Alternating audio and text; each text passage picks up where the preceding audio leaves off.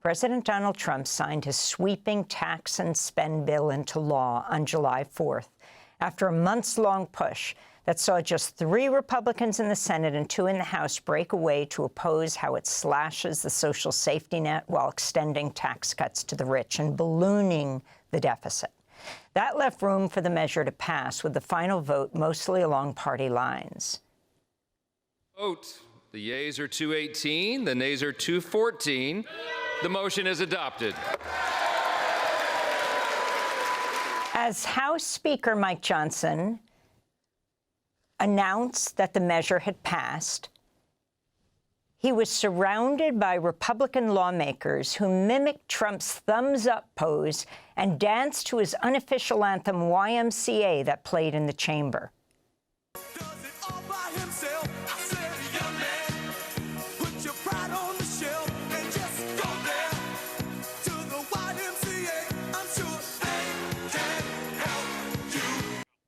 What critics are calling Trump's big, ugly bill includes some $1 trillion in federal cuts to Medicaid and could kick 17 million people off health care.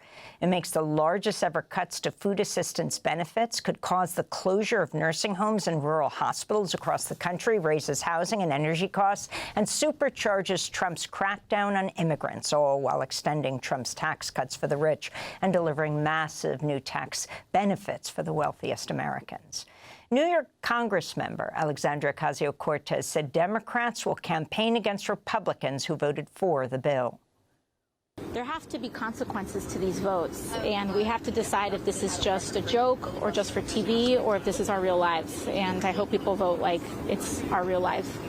Since Thursday's vote, TV ads are already running in swing districts currently represented by Republican supporters of the budget package, like Congressmember David Valadao in California's 22nd congressional district, where more than 60% of his constituents reportedly rely on Medicaid. Republicans in Congress promised not to cut Medicaid, but then The bill is passed.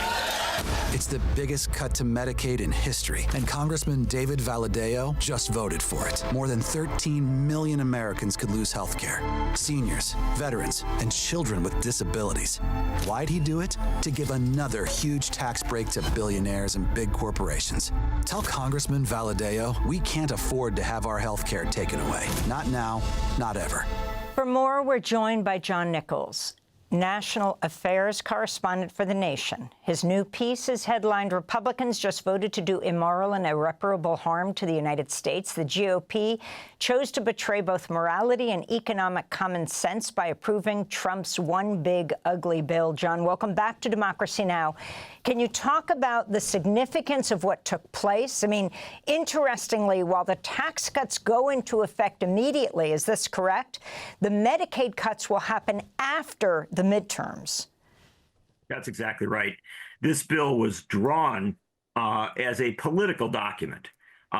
There's no question of what Donald Trump and the Republicans in congressional leadership wanted to do.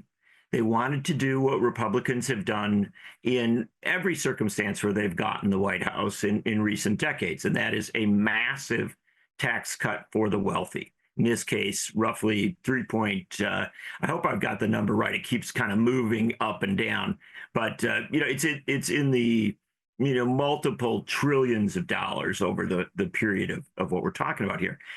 But they also had to figure out some ways to, quote unquote, pay for this.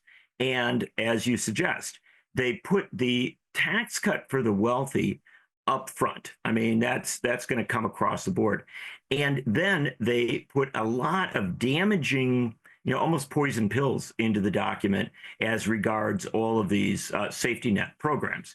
And so a lot of the cuts will come over time. People won't feel them immediately. And yet, this is the bottom line. In states across the country, not according to liberal Democrats, not according to progressive think tanks, but according to Republicans who are on the ground in these states, and one Republican in the U.S. Senate, Tom Tillis, this is going to have a devastating impact on Medicaid, on access to health care, so that we will get to a point where roughly 5% of Americans are at threat of losing their health care. That's a massive, massive shift. In addition, you've got roughly 11.8, 12 million people at risk of losing SNAP anti-hunger benefits.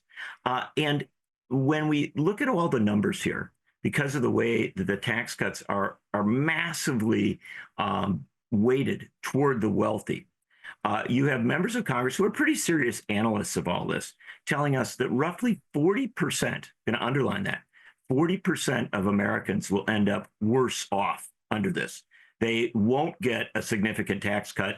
They will lose health benefits. They will lose anti-hunger benefits and a lot of other benefits as well. This is the most massive transfer of wealth upward in American history. And yet it's designed to create a circumstance where Republicans can run in 2026 and claim that they didn't do the damage. I'll give you one more set of facts that are just useful. This comes from Governor Andy Beshear in Kentucky. Kentucky is a state that votes quite Republican in federal elections. Beshear is a Democrat, but he's had to work with a Republican legislature. He's a very kind of facts and numbers guy. He says this is the worst piece of federal legislation in his lifetime. He says that 200,000 Kentuckians, this is just one state, 200,000 Kentuckians will lose health care. 20,000 healthcare workers will lose their jobs. And as many as 35 rural hospitals are now in danger of closing in that one state. And that doesn't even take in the devastating impact to nursing homes, especially in small towns. I want to ask you about the Republican Congressmember Derek Van Orden of Wisconsin, who voted for Trump's budget bill, even as he called on your governor, Wisconsin Governor Tony Evers, to sign the state budget before Trump signed the federal budget bill into law on July 4th. He wrote in a letter, quote, delaying the state budget enactment beyond July 3rd risks losing vital opportunities for the state's health care system and the Wisconsinites who rely on it. Health care and rural health care in particular is vital to us in Wisconsin. We cannot leave anything on the table. Explain what's going on here. Sure. This new law has all sorts of draconian components to it that are incredibly damaging to the way in which states have set up their healthcare systems. Remember, states across the country get federal funding, and then they establish a state-based healthcare system for working people who can't afford the high cost of healthcare. And those systems often have an intermingling of federal and state money. The way that what this bill does, it created a circumstance where states that didn't have a budget locked in with a program for spending that state and federal money by July 1st ran the risk of, or by, before the bill was passed, I should say, before the federal bill was passed, ran the risk of losing substantial amounts of money. So to give you an example, in Wisconsin, Governor Tony Evers, knowing that this was indeed a real risk, signed the bill after 1 a.m. The other day.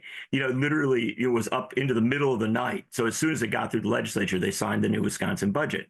And that is because this federal bill, as it implements, is going to make it dramatically harder for the states to establish and maintain healthcare programs for working people who can't afford.